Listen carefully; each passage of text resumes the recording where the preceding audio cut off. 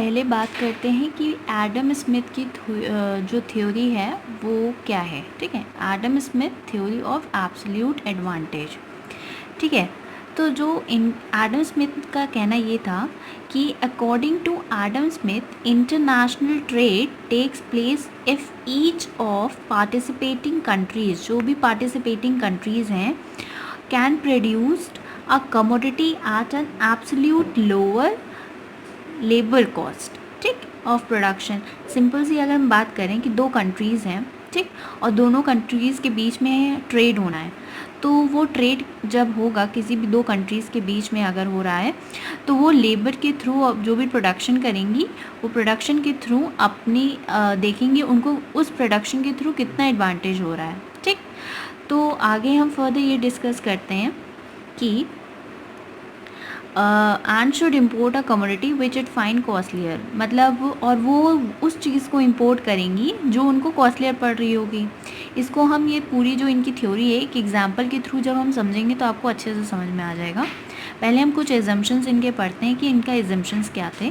पहला एजम्पशन ये था कि there is only one factor of production, ठीक, दैट इज़ लेबर। एक ही फैक्टर ऑफ प्रोडक्शन को इन्होंने, मतलब जो भी प्रोडक्शन होगा वो लेबर के थ्रू इन्होंने करवाया। अगर लेबर के थ्रू होगा तो दूसरी चीज़ जो इनका एजम्पशन था कि जो है फुल एम्प्लॉयमेंट, मतलब जो है किसी भी कंट्री में होगी वो राइज करेगी, एग्जिस्ट करेगी। ठीक, थर्ड ये था कि labour is perfect mobile with in the country but is a mobile between the countries. ठीक, फोर्थ इनका था, जो थर्ड पॉइंट है इनका ये था कि जो लेबर है वो परफेक्ट मोबाइल है, मतलब ईज़िली चेंजेबल होता है, आप जो है आपकी प्रोडक्शन के अकॉर्डिंग चेंज हो सकता है between the countries but is in mobile between the countries. Okay, और फोर्थ पॉइंट ये था कि law of constant return is in force. ठीक, कि कांस्टेंट रिटर्न, आपको इसके बदले पूरा जो भी कांस्टेंट रिटर्न मिलेगा इस प्रोडक्शन के थ्रू, एक भी कंट्री, दोनों कंट्रीज़ को इससे बेनिफिट होगा। ठीक, अब हम एग्जाम्पल के थ्रू इस थ्योरी को जब हम समझेंगे तो आपको ये पूरा समझ में आ जाएगा। तो चलिए देखते हैं। एग्जाम्पल जैसे लेते हैं, वन डे लेबर के हिसाब से यूनिट्स कितनी प्रोड्यूस्ड हो रही हैं। प्रोडक्शन हम कर रहे हैं राइस का और वाइन का। ठीक, इंडिया और नेपाल के बीच में प्रोडक्शन जो है ट्रेड होगा। ठीक, तो जो इंडिया है वो प्रोड्यूस कर रही है वन डे लेबर के थ्रू, जो एक दिन में जो उसके लेबर्स हैं वो प्रोड्यूस कर रहे हैं 20 यूनिट। ठीक, 20 यूनिट वो प्रोड्यूस कर रहे हैं किसकी, राइस की। वहीं नेपाल जो है वो 10 यूनिट प्रोड्यूस कर रहा है। सेकंड हम बात करते हैं वाइन, तो इंडिया प्रोड्यूस कर रहा है सिर्फ 6 यूनिट्स, वहीं जो नेपाल है वो 8 यूनिट्स कर रहा है। तो इंडिया को बेनिफिट दोनों में से किस में है, राइस में कि वाइन में? ऑफकोर्स ये बात है, डेटा के अकॉर्डिंग हमें देखने को मिल रहा है कि इंडिया को बेनिफिट राइस में ज़्यादा मिल रहा है। ठीक है, तो वो प्रोड्यूस क्या करेगा, राइस प्रोड्यूस करेगा, और वहीं नेपाल क्या प्रोड्यूस करेगा, उसको बेनिफिट किस में ज़्यादा हो रहा है, वाइन में हो रहा है। तो इसमें जो इंडिया है वो प्रोड्यूस करेगा राइस हमारा, और जो नेपाल है वो क्या प्रोड्यूस करेगा, वाइन। ठीक, क्योंकि इन दोनों का एब्सोल्यूट एडवांटेज इंडिया को राइस में हो रही है और नेपाल को वाइन में हो रही है। ठीक, अब हम बात करते हैं कि इंडिया क्या इंपोर्ट करेगा, इंडिया क्या करेगा, वाइन इंपोर्ट करेगा। ठीक, वहीं जो नेपाल है वो इंपोर्ट करेगा राइस। ठीक है, अब ये आपको समझ में आएगा कि इंडिया नेपाल से क्या इंपोर्ट कर रहे हैं, वाइन, और नेपाल जो है राइस इंपोर्ट कर रहा है। ठीक,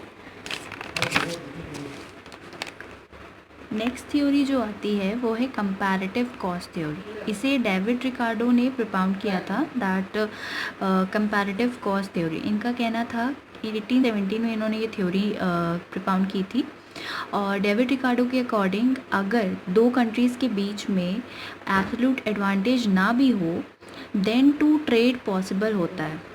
कैसे होता है वो हम अभी फर्दर अपनी वीडियो में डिस्कस करते हैं। अकॉर्डिंग टू रिकार्डो ये था कि जो other things being equal, a country tends to specialise and export those communities in the production of which it has maximum comparative cost advantage. भले ही किसी भी दो कंट्री को एब्सोल्यूट एडवांटेज ना हो रहा हो, देन टू ट्रेड पॉसिबल होता है, कॉस्ट एडवांटेज कंट्रीज़ को मिल सकती है। एक एग्जाम्पल के थ्रू अगर हम इसको समझें तो आपको बेटर समझ में आएगा। देखिए यूनिट्स एंड आवर्स के अकॉर्डिंग हम इसको समझ रहे हैं, ठीक है। यहाँ पे एक कंट्री इंडिया है, ठीक, और यहाँ है एक कंट्री अमेरिका, ठीक। जो हमने 2 यूनिट्स ली हैं वो है वीट और राइस की ले रहे हैं हम, ठीक है। कमोडिटीज़ हमारी वीट एंड राइस है।